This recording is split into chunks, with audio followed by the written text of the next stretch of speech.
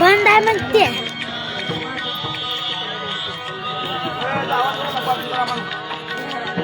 हरे राम कृष्ण हरे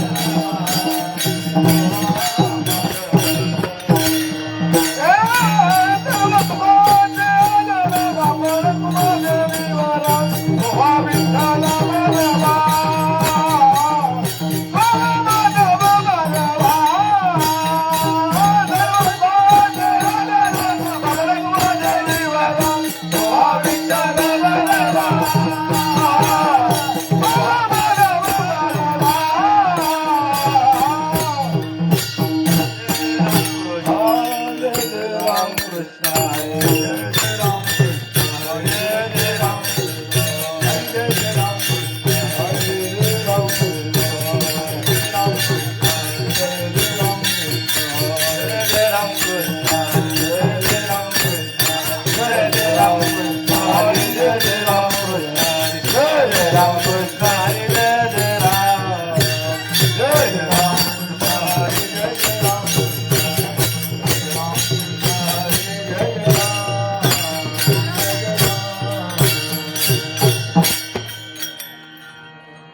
आवडे देवाचे तो ऐका प्रकार आवडे देवाचे तो ऐका प्रकार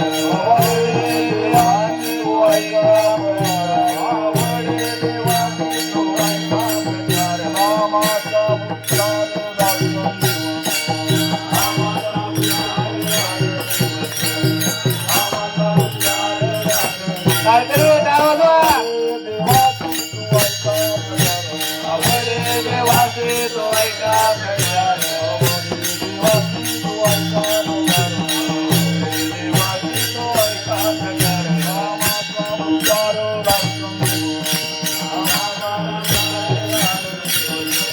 नामाचा उच्चार काय करू देवाचे तो ऐका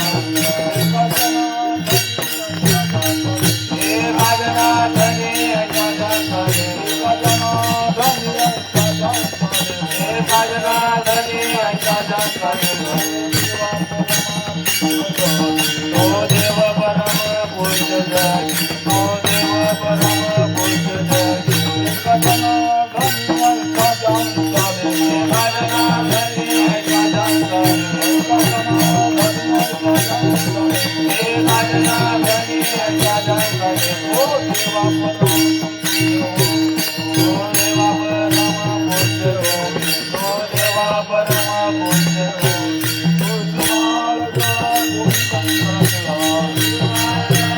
तो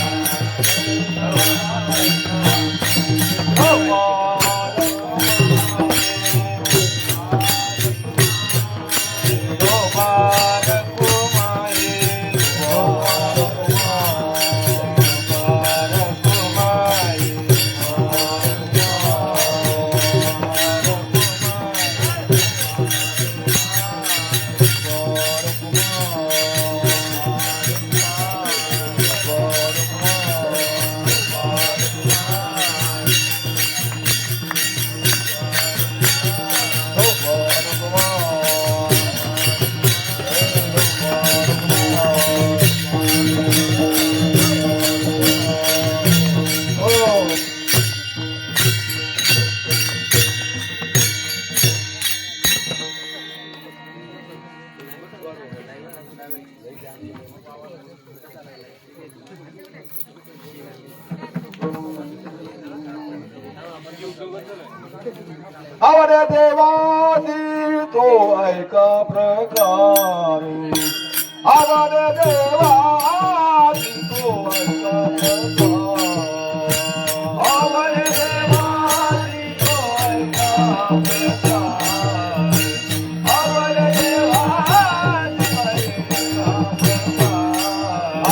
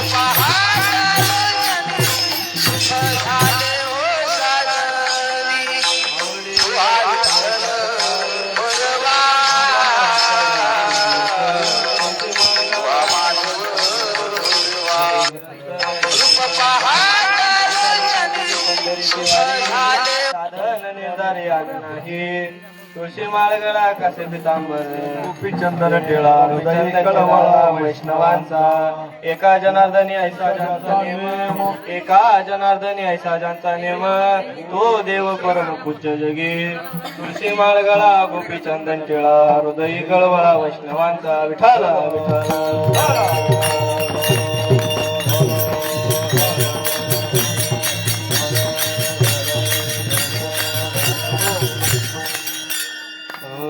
महायोग पीठे तटे भीमरथ्यां वरं पुण्डरीकाय दातुं मुनीन्द्रे समागत तिष्ठं तमानन्दकन्दं परब्रह्मलिङ्गं भजे पाण्डुरङ्गं पाण्डुरङ्गा करो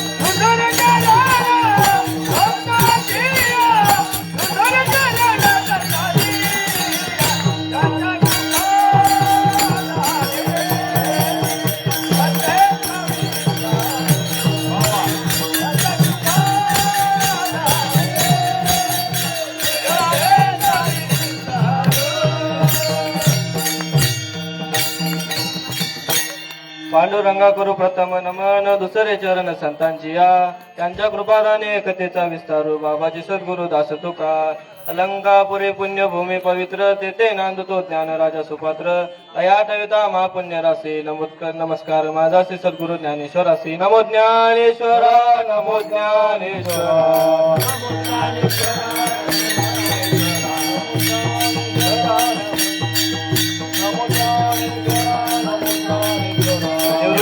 उदारा सोपान देवा देवते उदारा सोपान देवा मुक्ताबाई नमो त्रिभुवन पावने मुक्ताबाई नमो त्रिभुवन पावने आचार्य जननी देवाची आचार्य जननी देवाची आचार्य जननी देवाची नमो ज्ञानेश्वरा निवृत्ती उदार सोपान देवा मुक्ताबाई नमो त्रिभुवन पावन आद्यत्रय जननी देवाची ऐसे नमन करुणी सकला हरी कथा बोले बोबड्या बाळा अज्ञान म्हणून आपल्या बाळा चालवी सकळ नामा म्हणे विठ्ठल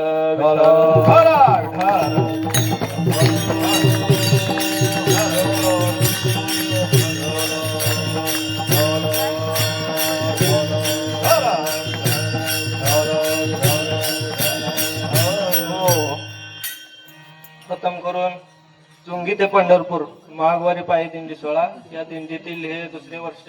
खरे तर सांगायचं झालं तर मागच्या वर्षी माझी कीर्तन सेवी होती पण काही कारणास्तव मी आलो नव्हतो कीर्तन सेवेला. त्याच्यामुळे या वर्षी दुसऱ्या दिवशीची कीर्तन रूपी सेवा ही सोलापुरात माझ्या ठिकाणी माझ्याकडे आली आहे. मी माझे भाग्य समजतो. व येथे असलेले गायनाचारी, पेटीवादक, मृदुंगाचारी, टाळकरी व विनेकरी व बसलेली श्रोते मंडळी यांच्या चरणी नतमस्तक होतो. व आपल्या वारीला ज्यांनी सुरुवात केली ते असे श्री सद्गुरू शिवराम बुवा, श्री सद्गुरू भवान सिंग व अंदोबा महाराज व श्री गुरु बाबा हौसेकर यांच्या कृपासेद्वादाने चालत असलेली माघवारी. सर्वात आधी करून श्री गोरक्षनाथ महाराज, आपण त्यांना बाबाजी म्हणून सर्व जाणतो, यांच्या चरणी नतमस्तक होतो व सेवेला सुरुवात करतो. सेवेला गी सेवक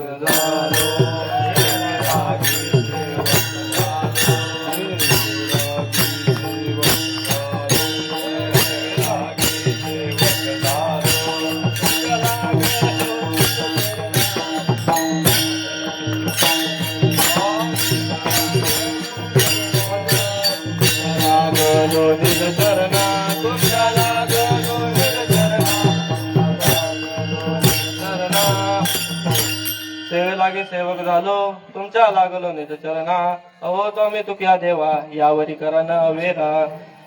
शांती ब्रह्म पैठण निवासी श्री संत एकनाथ महाराजांचा 4 चरणाचा अभंग असून भगवंताची आवड प्रतिपादन करणारा व वारकऱ्यांविषयी अंतर्बाह्य लक्षण प्रतिपादन करणारा सुंदर असा अभंग सेवेकरता घेतलेला आहे. विठाल विठाल. हो नाथराय आजच्या अभंगातून देवाची आवड प्रतिपादन करतात. या नरदेहामध्ये जन्माला आल्यानंतर रात्रंदिवस भजन केलेलं या जगाच्या मालकाला आवडतं. म्हणून आवडी देवाचे तो एका प्रकार, नामाचा उच्चार रात्रंदिवस. रात्रंदिवस भजन केलेलं या जगाच्या मालकाला आवडतं. आवडतं का? तर नाथराय म्हणतात रात्रंदिवस भजन केलेलं जगाच्या मालकाला आवडत नाही. एवढं करत असताना तुळशी माळ गळा, गोपी चंदन टिळा, हृदयी कळवळा वैष्णवांचा. मुखामध्ये सतत नाम पाहिजे, नामस्मरण पाहिजे, गळ्यामध्ये तुळशीची पवित्र माळा पाहिजे आणि कंठामध्ये सतत देवाचं नामस्मरण पाहिजे. आता आपण म्हणतात महाराज आजपासून आम्ही मुखामध्ये नाम, गळ्यामध्ये पवित्र तुळशीची माळ, कपाळाला गोपी चंदन टिळा आणि हृदयामध्ये देवाविषयी कळवळा, एवढा परमार्थ आम्ही करायला तयार आहे. आता मला सांगा देवाचं एवढ्यावर समाधान आहे का? सांगा आहे का? तर नाही.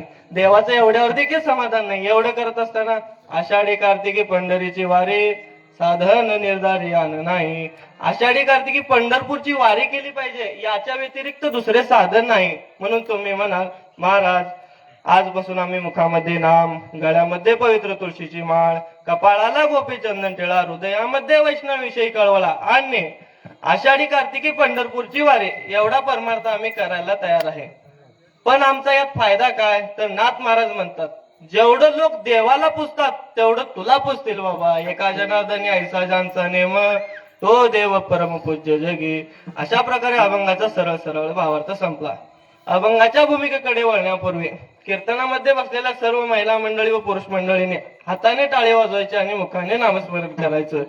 आता तुकाराम महाराज काय म्हणतात बघा, काही काही लोक कीर्तनाला येतात, काही काही, तुम्ही नाही, तुम्ही जर रोज येत आहे मला माहित आहे. काही काही लोक कीर्तनाला येतात व महाराजांच्या समोर बसतात आणि काय करतात,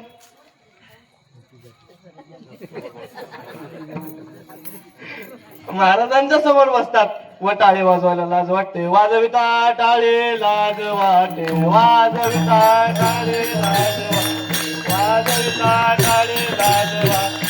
हातावरी हात टाकून या परी, हातावरी हात टाकून या परी. वाजविता टाळे लाज वाटे,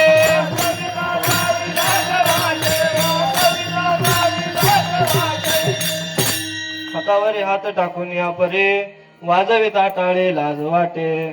अशा प्रकारे आपण अभंगाला धावत्या वेगात सुरुवात करू, कारण आपल्याकडे किती मिनिट उरले? फक्त 1 तास. तुम्ही इथे येऊन बसायला उशीर केला त्याच्यामुळे तुम्हाला 11 वाजेचं आता सोडलं जाणार नाही, बरोबर? तर आपण धावत्या वेगात अभंग सोडवण्याचा प्रयत्न करूया. नाथ महाराज म्हणतात नाथरायांच्या ठिकाणी भगवान परमात्म्याने 36 वर्ष नोकरी केली. आता तुम्ही म्हणाल काय काय केली, तर नीट लक्ष देऊ नका. पहिली 12 वर्ष त्याने चंदन घासले, दुसरी 12 वर्ष त्याने धुणं धुतलं व राहिलेली 12 वर्ष काय केले, तर कावडीने पाणी नाथरायांच्या घरी भरले. कावडीने पाणी ज्या घरी चक्र पाणी वाहे.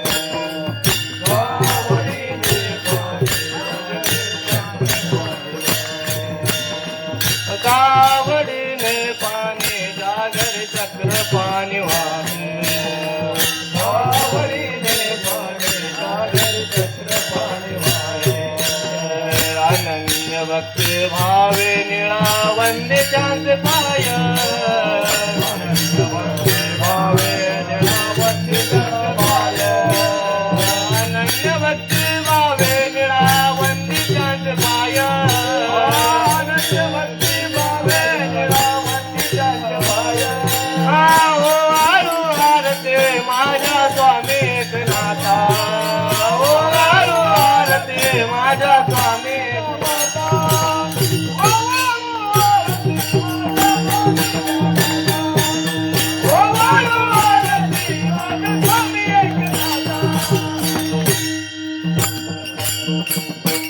अशा प्रकारे नाथांच्या घरी भगवान परमात्म्याने 36 वर्ष नोकरी केली, पण नाथरायांना राग अजिबात येत नव्हता. का बरं येत नव्हता? तर नाथराय हे शांती ब्रह्म होते, म्हणून त्यांना राग अजिबात येत नव्हता. तर आता मी सांगतो. आता सर्व गावकऱ्यांनी ठरवलं की आपण नाथरायांना राग आणून दाखवायचा. पहिला वेळा एक ब्राह्मणाने उचलला. तो सकाळ सकाळी उठून नाथांच्या घरासमोर गेलो. आता घरासमोर गेल्यावर आपण पहिल्यांदा काय करतो?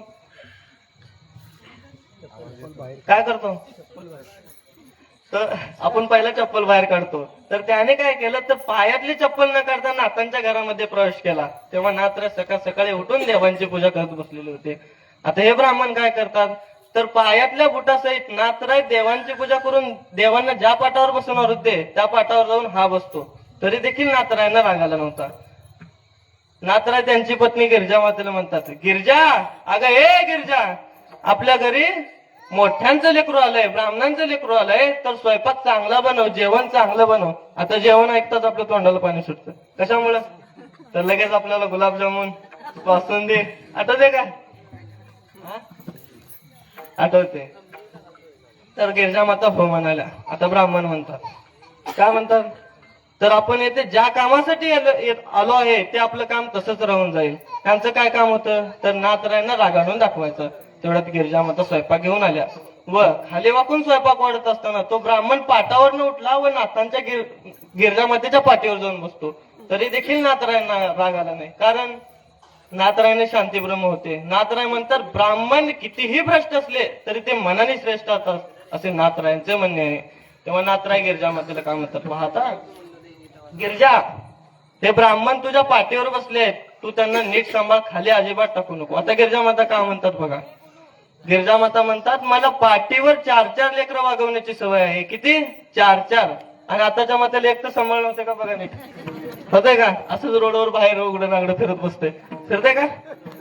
असं म्हणतात. असे शब्द ऐकतात त्या ब्राह्मणाला पश्चाताप झाला व तो लगेच खाली उतरून गिरजा मातेच्या व नाथरायांच्या चरणामध्ये साष्टांग घालतो, साष्टांग दंडवत घालतो. श्री संतांची माता चरणावरी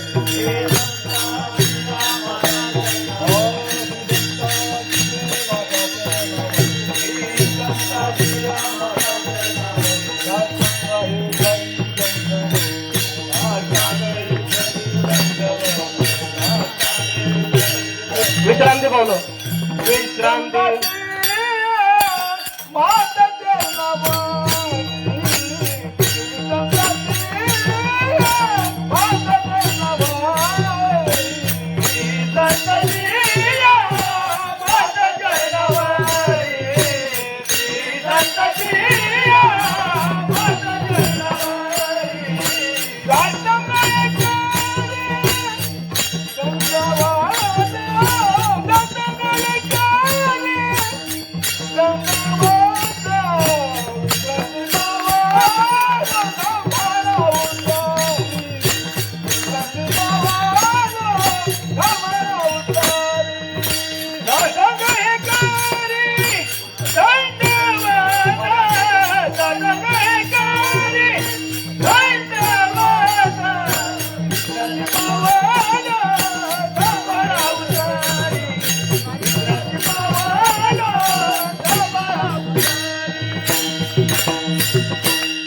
श्री संतांची या माथा चरणावरी साष्टांग हे करी दंडवत. विश्रांती पावलो सांभाळा उत्तरे, वाढेल अंतरे प्रेम सुख. इतकं सामर्थ्य नाथरायांच्या ठिकाणी होतं. आता दुसरा वेळा एक मुसलमान उचलतो. हा मुसलमान काय करतो, सकाळ सकाळी उठतो व नाथराय ज्या रस्त्याने स्नान करता जात होता त्या ठिकाणी एक मोठे चिंचेचे झाड होते. त्या चिंचेच्या झाडावर हा जाऊन बसतो व नाथराय नदीवरून नाश करून आले की हा त्यांच्या अंगावर पान खाऊन ठोकायचा. त्यांनी नाच करून आले की हा त्यांच्या अंगावर पान खाऊन ठोकायचा. हा प्रकार नातांच्या बाबतीत पुन्हा पुन्हा घडू लागला. आता मला सांगा, नातांच्या अंगावर त्याने किती वेळा थुंकला असेल? तर त्यांनी 108 वेळा थुंकला. तरी देखील नाथराय वरती सुद्धा मान करून बघितले नाहीत की आपल्या अंगावर कोण थुकत आहे. जर याच गोष्टीचा आपला विचार केला तर, जर समजा चालता चालता एखाद्याची लात लागली तर आपण त्याला काय करतो? लगेच शिव्या देतो का नाही? तर आपण त्याला लगेच शिव्या देतो. कोणी अरे म्हणले तर आपण त्याला लगेच कोस द्यायला तयार असतो. मग तो आपला जन्मदाता बाप जरी असला तर आपण त्याला उलटून बोलतो. वेळ आली तर 2-4 फटके मारून घराच्या बाहेर काढतो. इथपर्यंत आपली तयारी असते, एवढं आपलं सामर्थ्य असतं. पण नाथरायांच्या बाबतीत तसे नव्हते, कारण नाथराय हे शांती ब्रह्म होते. तेव्हा तो गृहस्थ झाडावरून खाली उतरला व नाथरायांच्या चरणामध्ये नाथरायांचे पाय धरतो. यवन अंगावरी थुंकला, प्रसाद देऊनी मुक्त केला. मला सांगा, नाथरायांना शांती ब्रह्म ही फुकट प्राप्त झाली होती का? तर नाही. नाथरायांना शांती ब्रह्म ही फुकट प्राप्त झाली नव्हती. हल्ली तर पदव्यांना काही कमी नाही. 2 पेटीच्या परीक्षा दिल्या की लगेच गायनाचार्य होतो. असा तसा पकवा जाजवला की लगेच मृदुंगाचार्य होतो. पण खरी पदवी प्राप्त करणे हे सोपे नाही. त्या पदवी मागे त्यांना किती दुःख यातना भोगावं लागते. मग खरी पदवी कोणती? तर आयुष्याच्या साधने सच्चिदानंद पदवी घेणे. एवढा हरिकार नारायणे कृपा अवलंबून दिला. तुकोबरायांना जगद्गुरु ही पदवी सहज प्राप्ती झाली होती का? तर नाही. तर तुकोबरायांना त्या पदवीमागे किती दुःख, यातना, अपमान सहन करावा लागला होता. नाथांच्याही बाबतीत तेच होते. पण नाथरायांना शांती ब्रह्म ही पदवी प्राप्त होती, कारण नाथरायांना शांतता ही अतिप्रिय होती. म्हणून नाथरायांना शांती ब्रह्म ही पदवी प्राप्त झाली. शांती परते नाही सुख, ये रावकेचे दुःख. विठ्ठल विठ्ठल.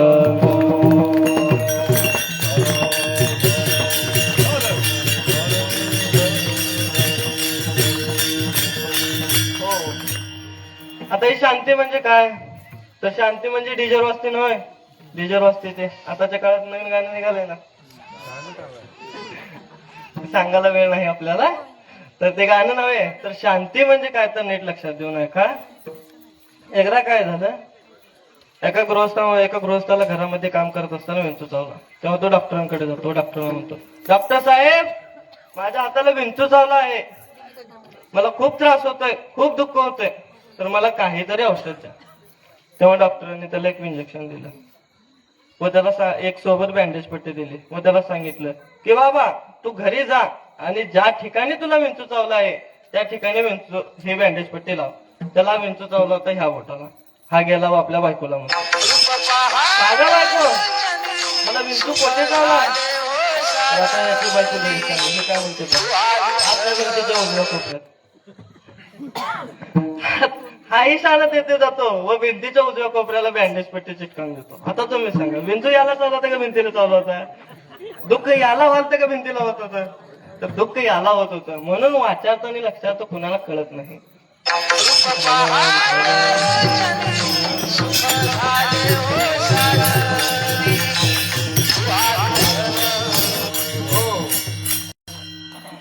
नुसते कीर्तना दृष्टांत सांगून जमेल का? जमतंय का? तर नाही. तर नाथराय म्हणतात, नुसतं कीर्तनात दृष्टांत सांगून जमत नाही. आता तुकोबराय याच्यात काय म्हणतात बघा, कीर्तन सांग, कीर्तन सांग,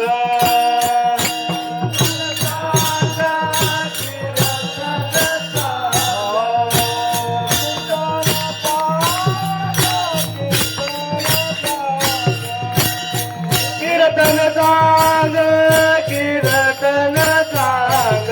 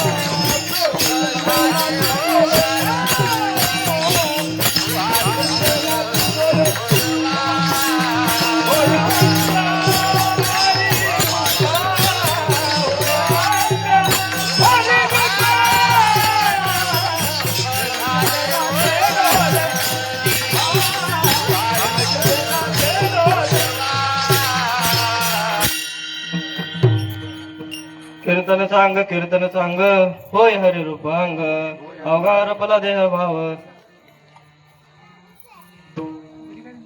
म्हणून वाचार्थ आणि लक्षार्थ कळला तर त्याचा फायदा आहे, नाहीतर केवढी मोठी फजिती आहे मी तुम्हाला 2 मिनिटात सांगतो. एका मुलाची आजी आजारी पडली होती.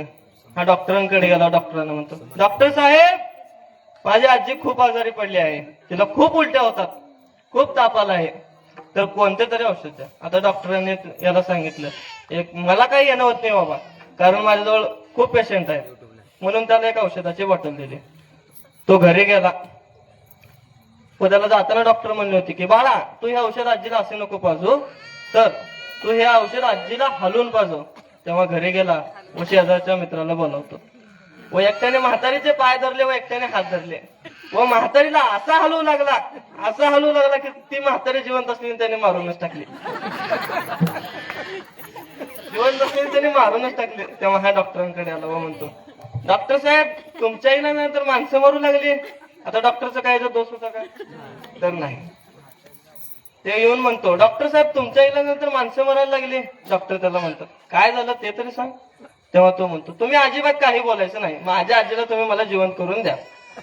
तेव्हा डॉक्टर म्हणतो, अरे काय झालं अगोदर ते तरी सांग. तेव्हा तो म्हणतो, तुम्ही मला जी औषधाची बॉटल दिली होती ती मी घरी नेली व मला म्हणला होता की औषधाची बॉटल आजीला हलवून पास. मी घरी नेले व आजीला एवढं हलवलं की आजी मरूनच गेली. म्हणून माणसाला वाचार्थ आणि लक्षार्थ कधी कळत नाही. आता शांती म्हणजे काय? तर शांती म्हणजे शांताबाई ना, त्याचं गाणं निघालेलं हे पण माहित आहे तुम्हाला. तर ती शांताबाई नव्हे, तर आपल्या चित्ताला जर निर्माण झाली तर देवाची प्राप्ती व्हायला वेळ लागणार नाही. एकदा काय झाले बघा, नारद महर्षी भगवंताला शोधण्याकरता गोकुळात गेले होते. गोकुळात त्यांना भगवान परमात्मा अजिबात भेटले नाही. मग ते वृंदावनात गेले. वृंदावनातही त्यांना भगवान भेटले नाहीत. मग राहिले काय राहिले, तर ते द्वारकेला गेले. द्वारकेतही त्यांना भगवान परमात्मा भेटले नाही. आता देव एका ठिकाणी प्रगट झाले. आता नारद महर्षी देवांना प्रश्न करतात, कोठे होता देवा तुम्ही? ज्यावेळेस आम्हाला तुमची गरज असते तेव्हा आम्ही तुम्हाला कोठे शोधायचं? आता देव काय म्हणतात, माझे भक्त गाते जेते नारदा मी उभा तेथे. जेथे माझे भक्त भजन कीर्तन करीत असतात तेथेच मी उभा असतो. जेथे माझे भक्त गुणगान करत असतात तेथेच मी उभा असतो. म्हणून तुम्ही शांतपणे माझं चिंतन करा, शांतपणे भजन करा. आता एक साधक नाथरायांकडे आला. नाथरायांना म्हणतो, का हो नाथराय, तुम्ही ज्या देवांची भक्ती करता ती कशी करायची? तर तेच नाथ महाराज अभंगाच्या प्रथम चरणा सांगतात. आवडे देवाची आवडे देवाची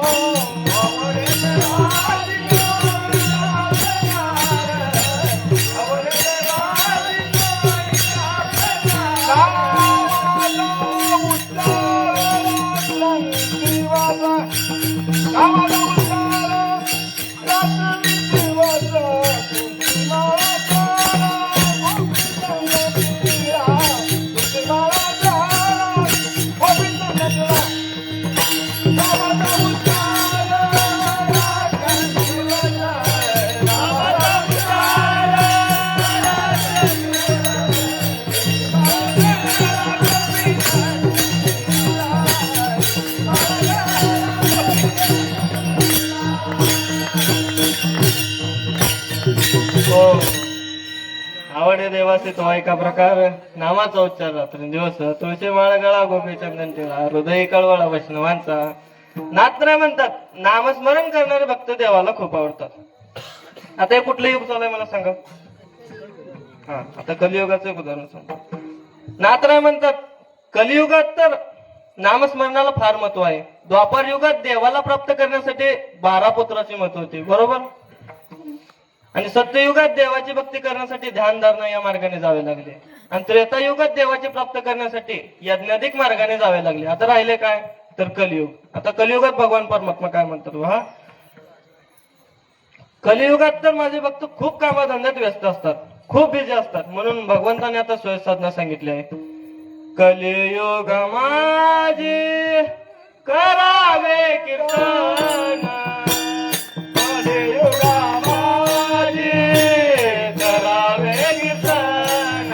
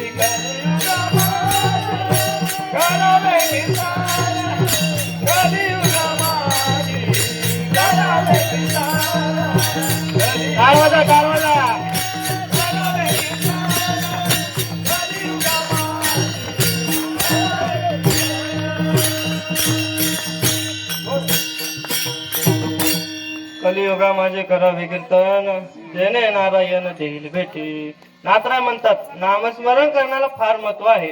नामस्मरण करणारे भक्त देवाला खूप आवडतात. नामस्मरणाच्या जोरावर देवाला वाकावंच लागलं होतं. शबरी माता माहित आहे ना तुम्हाला? शबरी माता, शबरी मातेने इतकं नामस्मरण केलं की देवाला यावंच लागलं. कारण शबरी माता ही भिल्ल समाजाची होती. तिनं इतकं नामस्मरण केलं होतं की देवाला यावंच लागलं. एकदा काय झाले, शबरी माता सकाळी उठली व आपल्या केसाने अंगण झाडायची व बागेत जाऊन सुंदर फळे फुले आणायची. आता केसाने रस्ता का झाडत होते? तर प्रभू रामचंद्राचे पाय हे कोमल असतात. त्यांच्या पायामध्ये काटा मोडू नये, खडे टोचू नये म्हणून ते आपल्या केसाने रस्ता झाडायचे आणि म्हणत होते, जब मेरे राम जी का आवन होगा, शबरी की कुटियों का पावन होगा, आएंगे रघुवीर तब आसन पर बैठाओगे, मीठे मीठे बेर अपने हाथों से खिलाओगे, साथ साथ लखन जी का आवन होगा, शबरी की कुटियों का पावन होगा. माय बापांनो, माझी शबरी माता ही प्रभू रामचंद्राची तब्बल 12 वर्ष 1000 वर्ष वाट बघितली होती. किती? 12,000 वर्ष. आपल्याला एक तरी तास जाऊ शकतो का आपल्या आई बापाला सोडून? तर नाही. तेव्हा प्रभू रामचंद्र लखनजीला काय म्हणतात पहा.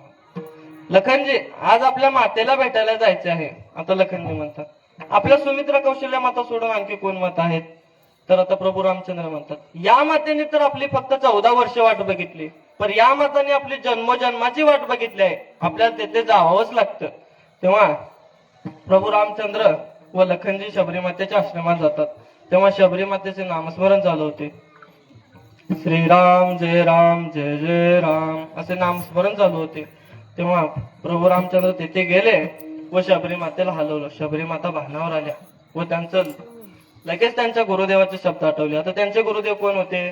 तर मातंग ऋषी हे त्यांचे गुरुदेव होते. त्यांनी त्यांच्या मरणाच्या अगोदर त्यांना सांगितलं होतं की प्रभू रामचंद्रच्या आश्रमात येणार. त्यांनी त्यांच्या गुरुदेवाचे शब्द आठवले व त्यांचा आनंद गगनात मावेना झालता. देहभान विसरल्या होत्या. एका डोळ्यातून 2-2 अश्रुधारा वाहू लागल्या होत्या. आपल्या डोळ्यातून एक तर निघतं का एखादा माणूस मेला, समजा आपल्याच ह्याच्यातलं येतं का एक तर अश्रू डोळ्यातून आपल्या? तर नाही येत नाही. तेव्हा शबरी मातेचा आनंद गगनात मावेना, देहभान विसरल्या होत्या. एका डोळ्यातून 2-2 अश्रुधारा वाहत लागल्या होत्या आणि म्हणत होत्या की प्रभू आता काय करावं मला काहीच समजत नाही. तेव्हा प्रभू रामचंद्र काय म्हणतात पहा, तू आता काहीच करू नको. आतापर्यंत जे काही केलं ते सर्व तू केलं, पण आता जे काही करायचं आहे ते मी करणार, तू फक्त येते बैस. तेव्हा प्रभू रामचंद्रांनी आपल्या स्वतःच्या अश्रुधाराने शबरी मातेचे पाय धुतले होते व तेच तीर्थ म्हणून प्राशन केले होते. कशामुळे? तर नामस्मरण करणारे भक्त देवाला खूप आवडतात. पण एवढं संपलं का? तर नाही. ते नामस्मरण कसे करायचे? तर स्वतः परमेश्वर सांगतात निरंतर सुख आणि शांती प्राप्त करायची असेल तर सतत देवाचं नामस्मरण करावे लागेल. ते कसं करायचं तर रामकृष्ण हरे जय जय रामकृष्ण हरे रामकृष्ण हरे जय जय रामकृष्ण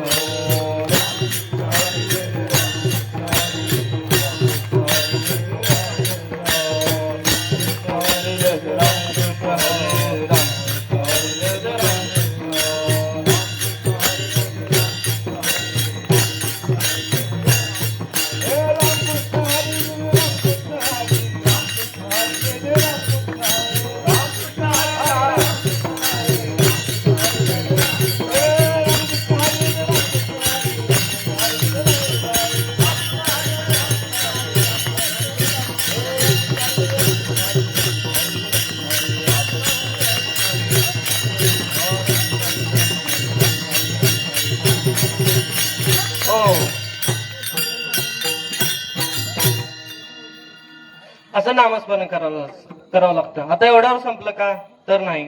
पण आणखी नामस्मरण कसे करायचे तर आपल्या तुकोबरायांनी केले तसं. अन्न करता तुकोबरायांच्या घरची माणसं मेली तरी देखील तुकोबरायांनी देवाचं भजन बंद केलं नव्हतं.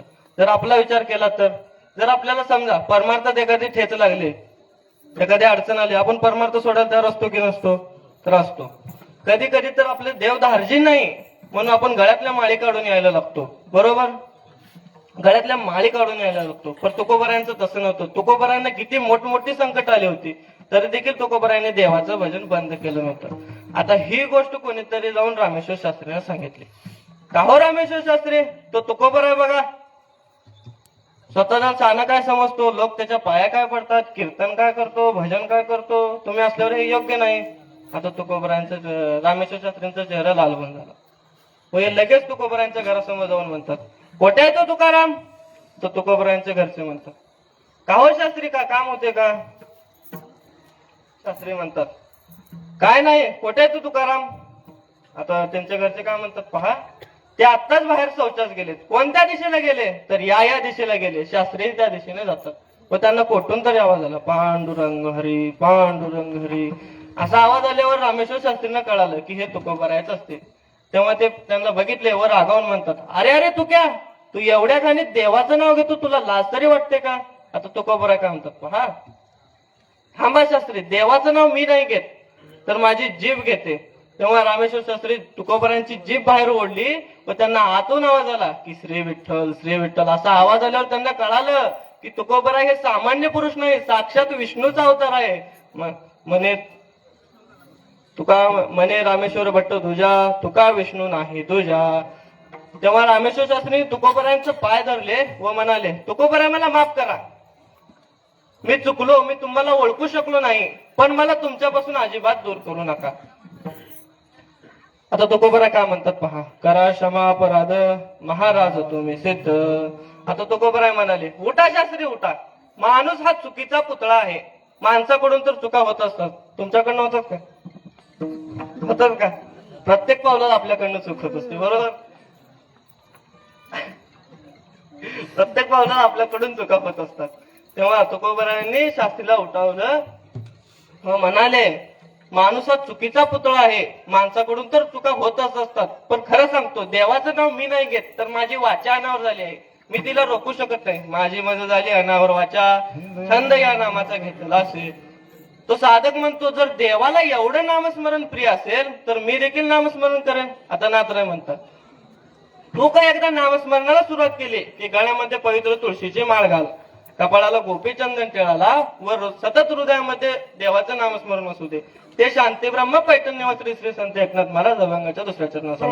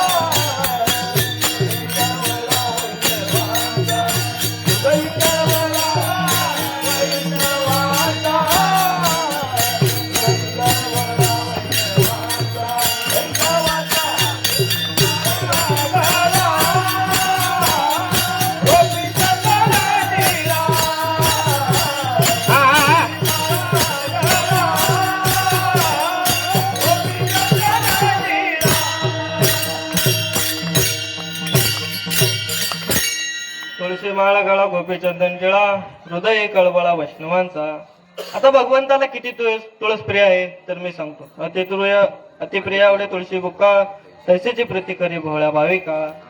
भगवंताला तुळस किती प्रिय आहे तर मी सांगतो. एकदा सत्यभामेला सौंदर्याचा गर्व झाला होता. तुम्हाला होतंय का? आता नाही होत.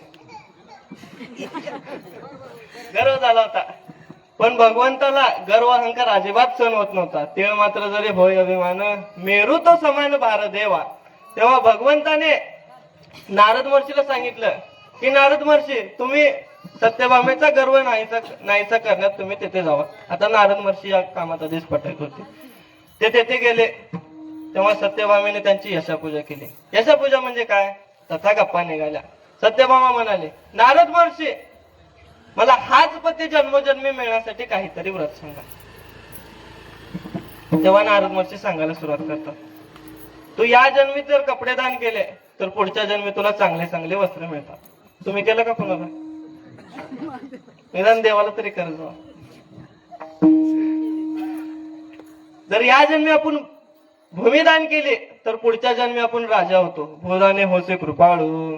जर या जन्मी आपण पतिदान केला तर पुढच्या जन्मी हाच पती मिळतो. सत्यभामा म्हणते, हा मा नारद महर्षी मला हाच व्रत तुमच्याकडून पाहिजे आहे. मग नारद महर्षी म्हणतात, सोडा संकल्प. सत्यभामा संकल्प सोडते. तेवढ्यात भगवान परमात्मा तिकडनं येताना दिसतो.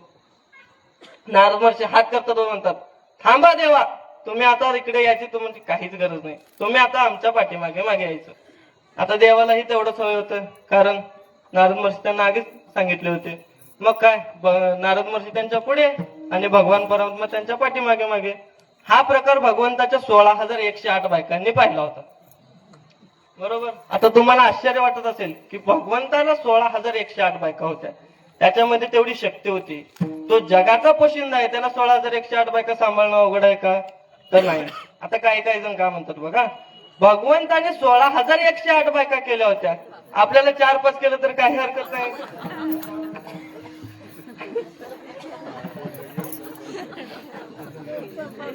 असं म्हणतात. पण बाबा तुला अगोदरच ते एकच नीट सांभाळता येत नाही, तू भगवंताची बरोबरी करतो. बरोबर. आता श्रीकृष्णाने गोवर्धन पर्वत एका करंगोळीत उचललं होतं. कशात? करंगोळीत. असं केलं तिकडे नका जो. करंगोळीत उचललं होतं. पण तुला साधा जेवणाचा डबा इथे ठेवलेला उचलता येत नाही. तू देवाची बराबरी करायला चालला. ती एकाच बायकोच्या अख्ख्या बरगड्या उघड्या पडल्या होत्या तुझ्या. तू देवाची बराबरी करतो. बरोबर. तू देवाची बराबरी करायला चालला. विठ्ठल विठ्ठल.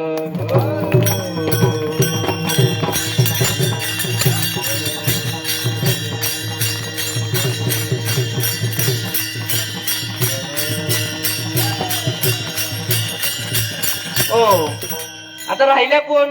फक्त रुक्मिणी माता राहिल्या होत्या. तेव्हा रुक्मिणी माता तुळशी बागेत जाऊन देवाचं नामस्मरण करत बसल्या होत्या. काय नामस्मरण करत बसल्या होत्या? श्री कृष्ण गोविंद हरे मुरारी हे नाथ नारायण वासुदेवा. गोविंद हरे मुरारी हे नाथ नारायण वासुदेवा. श्री कृष्ण गोविंद हरे मुरारी हे नाथ नारायण वासुदेवा.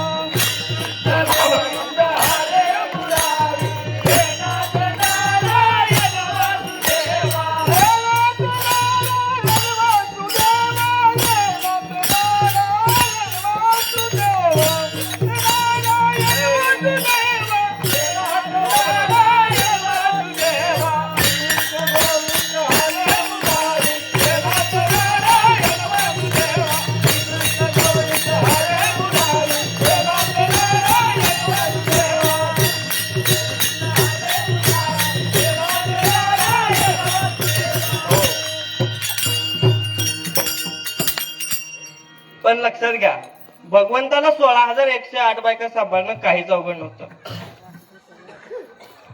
आता सत्यभामा म्हणते, नारद महर्षी मला हे दान परत घ्यायचं असेल तर काय करावं लागेल? तेव्हा नारद महर्षी म्हणतात, तू एकच कर, फक्त भगवंताच्या वजना इतके मला सुवर्ण दान कर. बरोबर. तेव्हा सत्यभामेला कळालं की ते दान आपल्याला परत घ्यावं लागेल, कारण भगवंताच्या 16,100 बायका सत्यभामाला अजिबात सोडणार नव्हत्या. तेवढ्यात त्यांनी आल्या व नारद महर्षीला उभा केल्या. हाताच्या बांगड्या असं पाठीमागे टाकल्या. अशा धावू लागल्या सत्यभामेला मारण्यासाठी. सत्यभामा घाबरली. तेव्हा सत्यभामा लगेच नारद महर्षीचे पाय पकडते व म्हणते, नारद महर्षी मला हे दान मी दिलेले परत करा. आता सत्यभामा नारद महर्षी म्हणतात, तुला जर हे दान परत केले तर तुला पाप लागेल. तेव्हा सत्यभामा म्हणते, काहीतरी मला उपाय सांगा. नारद महर्षी म्हणतात, एक उपाय आहे, तू भगवंताच्या वजना इतके मला सुवर्ण दान कर. सत्यभामा म्हणते, एवढंच ना. ती मला जाऊन जेवढं काही सोनं असते तेवढं आणते व भगवंताच्या एक मापाचा तराजू आणला जातो. एका पाड्यात भगवंताला बसवतात व दुसऱ्या पाड्यात 16,108 जणींचं सोनं टाकतात. तरी देखील भगवान तोलले जात नव्हते. आता राहिल्या कोण? रुक्मिणी माता. रुक्मिणी माता आल्या. सोबत एक तुळशीचे पान आणले होते रुक्मिणी मातेने. तुळशी पात्र हाती घेऊन झटकन उठली रुक्मिणी. ते आल्या व जेवढं काही पारड्यात सोनं होतं तेवढं सोनं बाजूला काढलं व पारड्यात ठेवलं फक्त तुळशीचं पान. तेव्हा लगेच भगवंत बराबरीचे झाले होते. तुळशी पात्र पारडे ठेविता माधव झाला बराबरीचा. तो साधक म्हणतो, जर देवाला एवढी तुळस प्रिय आहे तर मी देखील गळ्यात तुळशीची माळ घालेन, कपाळाला गोपीचंदन टिळा लावेन आणि हृदयामध्ये सतत देवाविषयी कळवळा ठेवेन. आता मला सांगा, कीर्तनामध्ये बसलेले किती लोकांच्या कपाळावर गोपीचंदन टिळा असू द्या. आहे का? समजा वारी चालू आहे त्याच्यामुळे जाऊ द्या. आता सध्या भेटत नाही. किती लोकांच्या गळ्यामध्ये माळे आहेत? हात वरती करा, तुम्हाला बक्षीस दिलं जाईल. घेणार का बक्षीस? मग कीर्तन संपल्याजवळ या, 1 रुपया देतो तुम्हाला लगेच.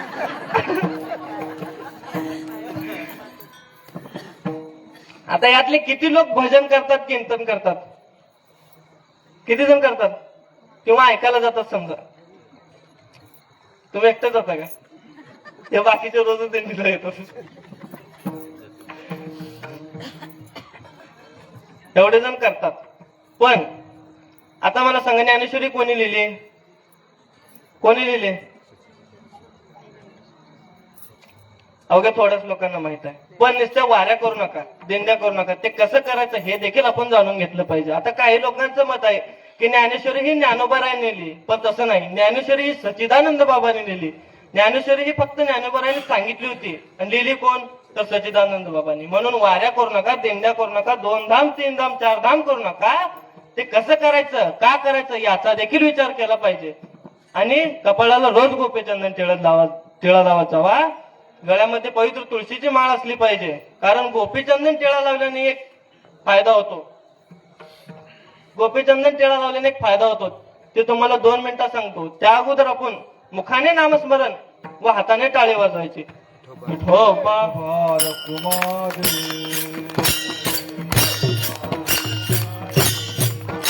टाळ्या वाजवा वर बसलेल्या.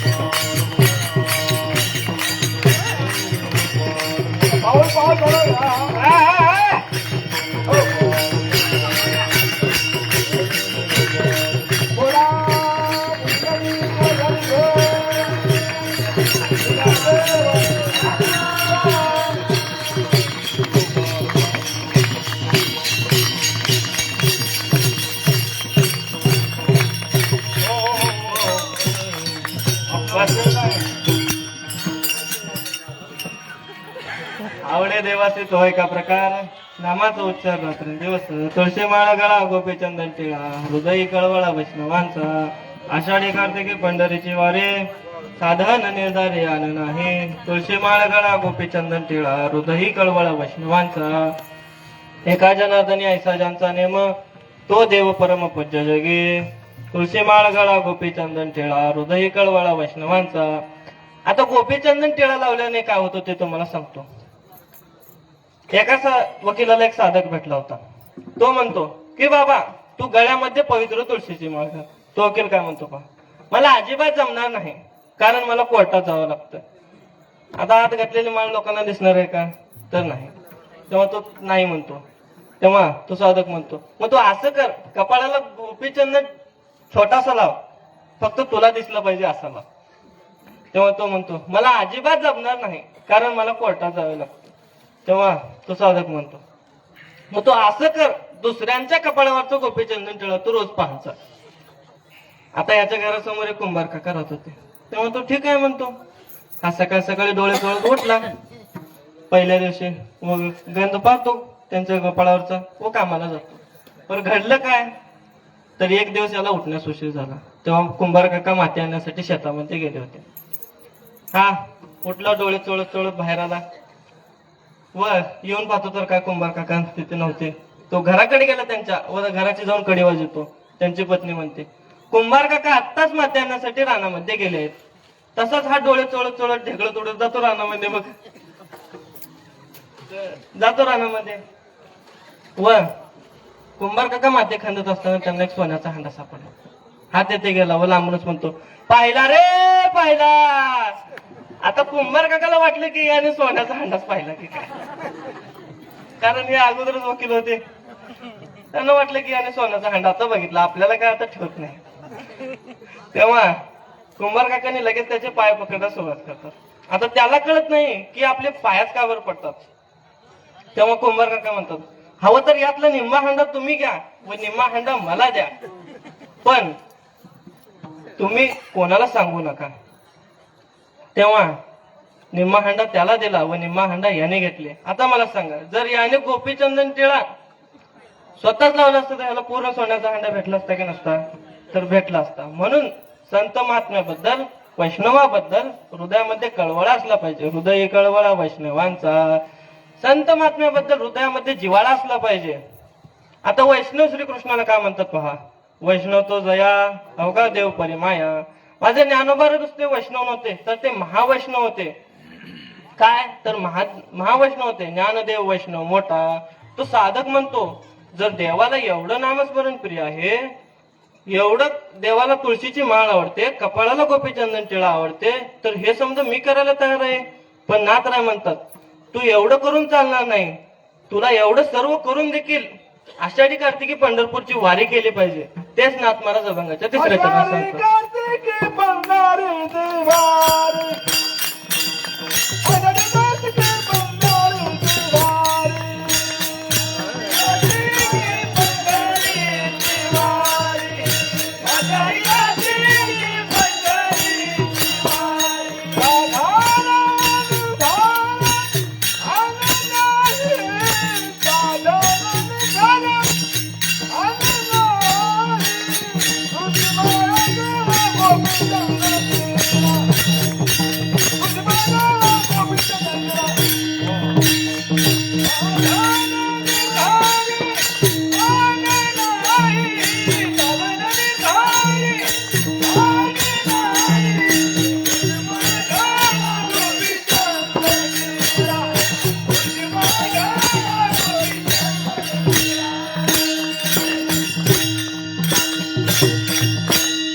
आषाढी कार्तिकी पंढरीची वारी साधन निर्धारी आण नाही. तुळशी माळ गळा गोपीचंदन टिळा हृदय कळवळा वैष्णवांचा. आता आपल्या वारीला सुरुवात कोण केली हो? कोण केले? या नाही समजत अगोदर कोण सुरुवात केली?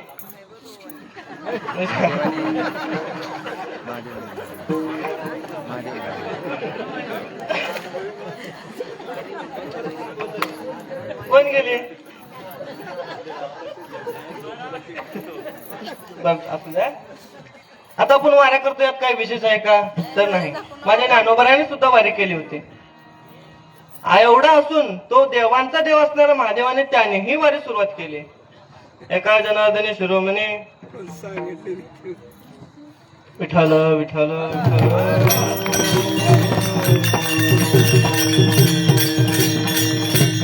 हो.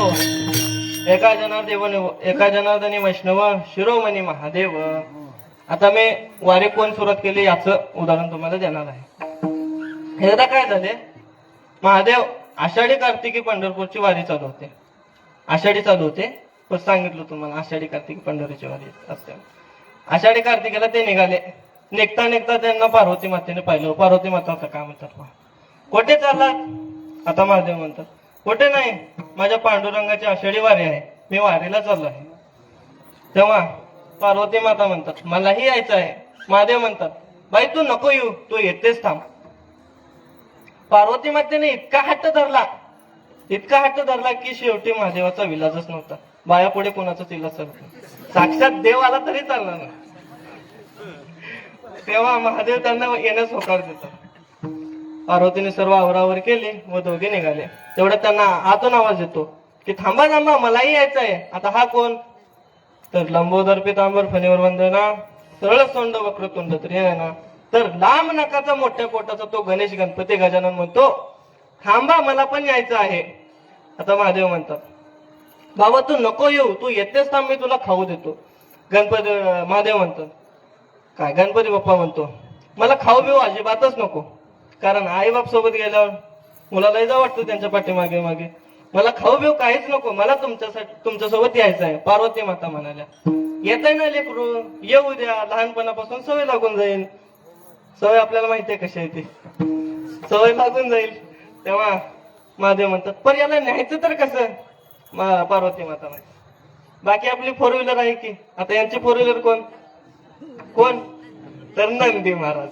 नंदी महाराजावर सर्व बसून वाकरीच्या तळ्यापर्यंत येतात व तेथे येऊन पाहतात तर काय, 25-25 वर्षाचे तरुण, 80-80 वर्षाच्या म्हाताऱ्या धुंद होऊन नाचत आहेत. रंभादिक नाचते उभ्या जोडून हात, त्रिशूळ डमरू घेऊन आला गिरजेचा कांत. विठ्ठल विठ्ठल विठ्ठल.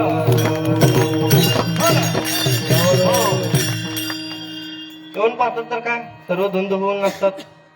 रंभादिक नाचते उभ्या जोडून हात, त्रिशूळ डमरू घेऊन आला गिरजेचा कांत. पार्वती मातेने ते पाहिलं व डोक्याला हात लावल्या व खाली बसल्या व म्हणाल्या, मी नाही येणार आता याच्या पुढे. महादेव म्हणतात, अगं बाई मी तुला अगोदरच सांगितलं होतं तू माझ्यासोबत येऊ नको म्हणून.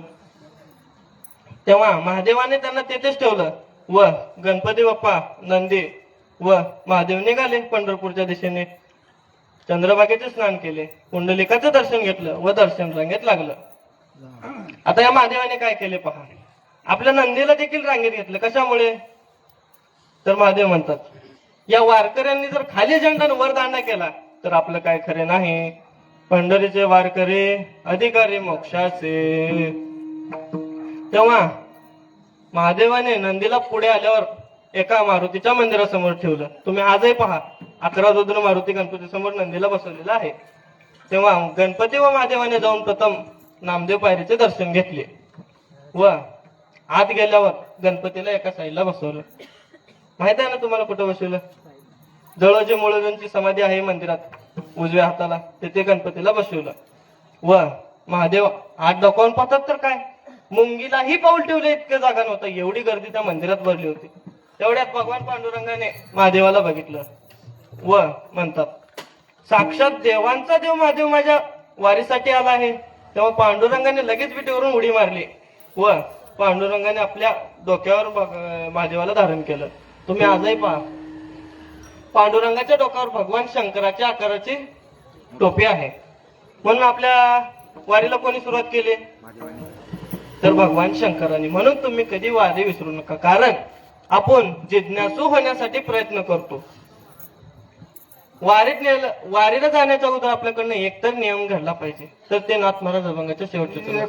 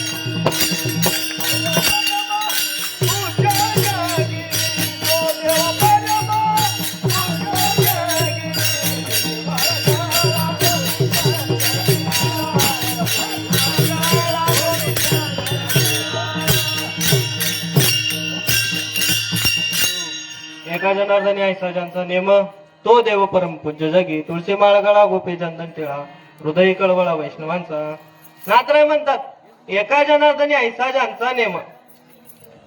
आपण वारीला गेल्यानंतर आपल्याकडून एकतर नियम घडला पाहिजे.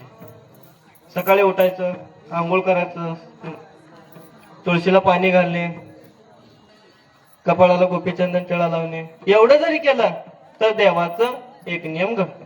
पण नेमकं देवाला आवडतं तरी काय? तर आवडे देवाचे तो एका प्रकार नामाचा उच्चार रात्रंदिवस. म्हणून सतत तुम्ही देवाचं नामस्मरण करत जावा. सकाळी उठून हरिपाठ घेणे, आंघोळ करून घेतो, आंघोळीच्या अगोदर नाही, त्याला आंघोळ करून घ्यायचं. सकाळी स्नान करून हरिपाठ घेणे, देवपूजा करणे, तुळशीला पाणी घालणे, कपाळाला गोपी चंदन टिळा लावणे, एवढं तरी नियम आपण पाळला पाहिजे. म्हणून तुम्ही सतत देवाचं नामस्मरण करत जावा. आणि राहिलेली गोष्ट म्हणजे आपल्या घरासमोर एक पवित्र तुळशीची माळ असली, काय तुळस असली पाहिजे व शेतामध्ये एक गाय असली पाहिजे.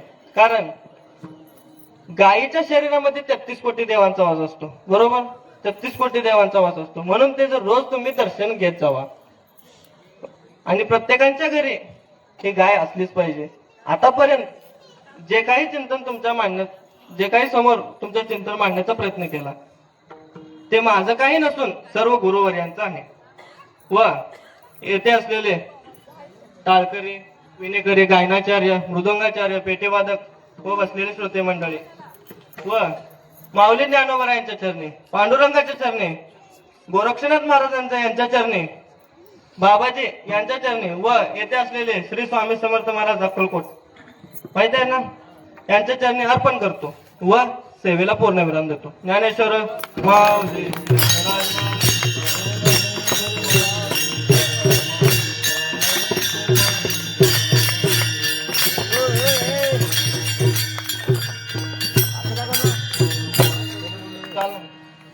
विठ्ठल जय जय.